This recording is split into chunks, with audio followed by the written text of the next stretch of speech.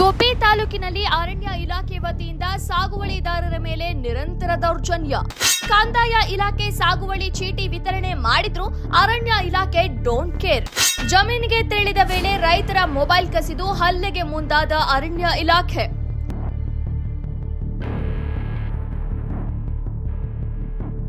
ಗುಬ್ಬಿ ತಾಲೂಕಿನ ಯಕ್ಕಲಕಟ್ಟೆ ಗ್ರಾಮದಲ್ಲಿ ಅರಣ್ಯ ಇಲಾಖೆ ಅಧಿಕಾರಿಗಳ ದೌರ್ಜನ್ಯ ಹೆಚ್ಚಾಗಿದ್ದು, ದಶಕಗಳಿಂದ ಸಾಗುವಳಿ ಮಾಡುತ್ತಿರುವ ಬಡ ರೈತರನ್ನ ಒಕ್ಕಲೆಬ್ಬಿಸುವ ಹುನ್ನಾರ ನಡೆಯುತ್ತಿದೆ ಎಂದು ಗ್ರಾಮಸ್ಥರು ತೀವ್ರ ಆಕ್ರೋಶ ವ್ಯಕ್ತಪಡಿಸಿದರು. ನಾವು ಜಮೀನು ಇದು ಮಾಡ್ಕೊಂಡು ಬಂದಿದ್ದೀವಿ. ಅವಾಗಿಂದ ನಮಗೆ ತೊಂದರೆ ಕೊಟ್ಕೊಂಡೇ ಬರ್ತಿದ್ದಾರೆ. ಅವ್ರು ನೋಡಿದ್ರೆ ನೀವು ಹೋಗಿ ಅಲ್ಲಿ ಜಮೀನಲ್ಲಿ ಕೆಲಸ ಮಾಡ್ಕೊಳ್ಳಿ ಅಂತ ಅಂತಿದ್ದಾರೆ. ಅಲ್ಲಿ ಆಫೀಸ್ ಹತ್ರ ಹೋದರೆ ಇಲ್ಲಿ ಬಂದರೆ ಇವ್ರು ಬಿಡೋದಿಲ್ಲ, ಮನುಷ್ಯರು ಬಿಡೋದಿಲ್ಲ.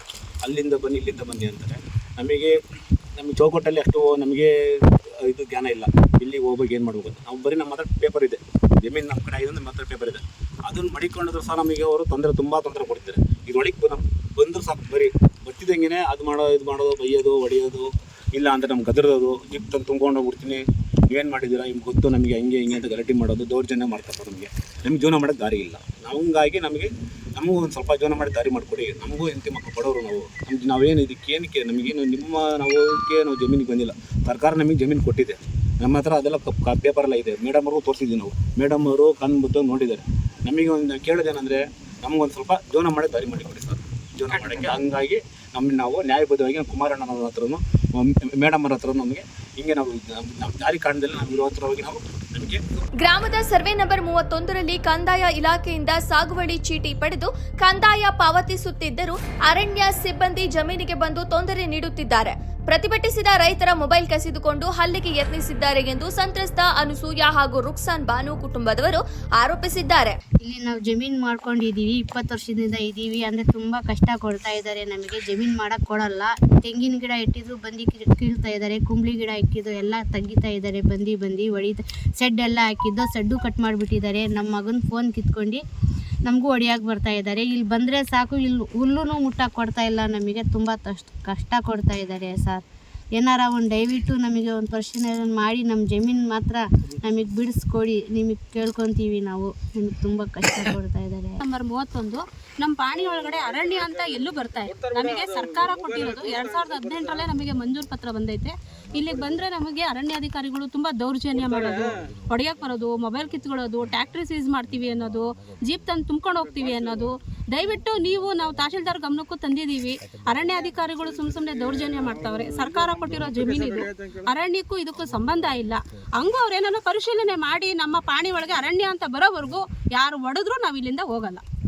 ನಂತರ ಡಾಕ್ಟರ್ ಬಿಆರ್ ಅಂಬೇಡ್ಕರ್ ಸ್ವಾಭಿಮಾನಿ ಜನಸೇನೆಯ ರಾಜ್ಯಾಧ್ಯಕ್ಷರಾದ ಎನ್ ಕುಮಾರ್ ಮಾತನಾಡಿ, ಸರ್ಕಾರ ನೀಡಿದ ಸಾಗುವಳಿ ಪತ್ರ ಇಟ್ಕೊಂಡು ಜೀವನ ನಡೆಸುತ್ತಿರುವ ಬಡ ರೈತರನ್ನ ಬೆದರಿಸೋದು ಸರಿಯಿಲ್ಲ.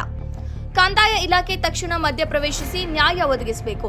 ಇಲ್ಲವಾದಲ್ಲಿ ಅಧಿಕಾರಿಗಳ ವಿರುದ್ಧ ನ್ಯಾಯಾಲಯದ ಮೆಟ್ಟಿಲೇರಲಿದ್ದೇವೆ ಎಂದು ಎಚ್ಚರಿಸಿದರು. ವರದಿ ಫೈರೋಜ್ ಪಾಷಾ, ಬುಕ್ಕಾಪಟ್ಟಣ. ಅನುಭವ ಮಾಡ್ಕೊಂಡು ಉಳುಮೆ ಮಾಡ್ಕೊಂಡು 40-50 ವರ್ಷಗಳಿಂದ ಸಾಗುವಳಿ ಮಾಡ್ಕೊಂಡು ಅತ್ಯಂತ ಕಡು ಬಡತನದಲ್ಲಿ ಯಾವುದೇ ಭೂಮಿಯನ್ನ ಹೊಂದಿಲ್ತಕ್ಕಂಥ ಒಬ್ಬ ಬಡ ರೈತ ಇಲ್ಲಿ ವ್ಯವಸಾಯವನ್ನ ಮಾಡ್ತಾ ಇದ್ರೆ ಅದನ್ನು ಗುರುತಿಸಿ ಸರ್ಕಾರ ಕಂದಾಯ ಇಲಾಖೆ 15/3/2018ರಲ್ಲಿ ಸಾಗುವಳಿಯನ್ನ ಮಂಜೂರಾತಿ ಪತ್ರವನ್ನು ಕೂಡ ಕೊಟ್ಟಿದೆ ಅಧಿಕೃತವಾಗಿ. ಇದು ಕಂದಾಯ ಇಲಾಖೆಗೆ ಸಂಬಂಧಪಟ್ಟಂತ ಜಾಗ. ಇದು ಫಾರೆಸ್ಟ್ ಇಲಾಖೆಗೆ ಸಂಬಂಧ ಬರೋದಿಲ್ಲ. ಆದರೂ ಕೂಡ ಇಲ್ಲಿನ ರೈತರನ್ನ ವಿನಾಕಾರಣ ಇಲ್ಲಿಂದ ಒಕ್ಕಲೆಬ್ಬಿಸಿ ಅವ್ರನ್ನ ಹೊರಗಾಗ್ತಕ್ಕಂಥ ಕೆಲಸವನ್ನು, ಬಲವಂತವಾಗಿ ಹೊರಗಾಗ್ತಕ್ಕಂಥ ಕೆಲಸವನ್ನ ಫಾರೆಸ್ಟ್ ಇಲಾಖೆಯ ಅಧಿಕಾರಿಗಳು ಅವರು ಯಾಕೆ ಮಾಡ್ತಾ ಇದ್ದಾರೆ ಅಂತೇಳಿ ನಮಗೆ ಒಂದು ಕಡೆ ಅನುಮಾನ ಆಗ್ತಾ ಇದೆ. ಆದ್ರಿಂದ ಇಲ್ಲಿನ ರೈತರಿಗೆ ಉಳುಮೆ ಮಾಡ್ತಕ್ಕಂಥ ಅನ್ಸೂಯಮ್ಮ ಬಿನ್ ವೆಂಕಟಾಚಲಪ್ಪ ಮತ್ತೆ ರುಕ್ಸಾನ ಬಾನು ಮೊಹಮ್ಮದ್ ಪೀರ್ ಇವ್ರಿಗೆ ತೊಂದರೆಯನ್ನು ಕೊಡ್ತಕ್ಕಂಥ ಕೆಲಸವನ್ನ ಫಾರೆಸ್ಟ್ ಇಲಾಖೆಯವರು ಮಾಡ್ತಾ ಇದ್ದಾರೆ. ನಾನು ಫಾರೆಸ್ಟ್ ಇಲಾಖೆಗೆ ಒಂದು ಎಚ್ಚರಿಕೆಯನ್ನು ಕೊಡ್ತಾ ಇದ್ದೀನಿ. ದಯಮಾಡಿ ಬಡ ರೈತರಿಗೆ ನೀವು ತೊಂದರೆಯನ್ನ ಕೊಡ್ತಕ್ಕಂಥದ್ದನ್ನ ನಿಲ್ಲಿಸ್ಬೇಕು. ಒಂದು ವೇಳೆ ನಿಲ್ಲಿಸಿಲ್ಲ ಅಂತಂದ್ರೆ ನಿಮ್ಮನ್ನ ಕಂಟೆಂಪ್ಟ್ ಕೋರ್ಟ್ಗೆ ನಾವು ಹೇಳ್ತೀವಿ. ಕಾನೂನುಬದ್ಧವಾದಂಥ ಹೋರಾಟವನ್ನು ಮಾಡಬೇಕಾಗ್ತದೆ. ನಾನು ಮತ್ತೊಮ್ಮೆ ಎಚ್ಚರಿಕೆಯನ್ನು ಕೊಡ್ತಾ ಇದ್ದೀನಿ. ನಾನು DFO ಹತ್ರ ಮಾತಾಡಿದ್ದೀನಿ. ನಾನು ಸರ್ ಆವಾಗಲೇ ಹೇಳೋರೆಲ್ಲ ನಮ್ಮ ಕುಮಾರ್ ಸರ್, ಇವರು ಪಾಪ ಎಲ್ಲ ಇವರು ಎಂಥರ ಹೆಸರು ಅನ್ಸಿಯಮ್ಮ ಮತ್ತು ರುಕ್ಸಾನ ಅನ್ನೋರು ಆವಾಗಲೇ 40-50 ವರ್ಷದಿಂದ ಇದ್ರ ಅನುಭವದಲ್ಲಿ ಇದ್ದಾರೆ ಅವರು.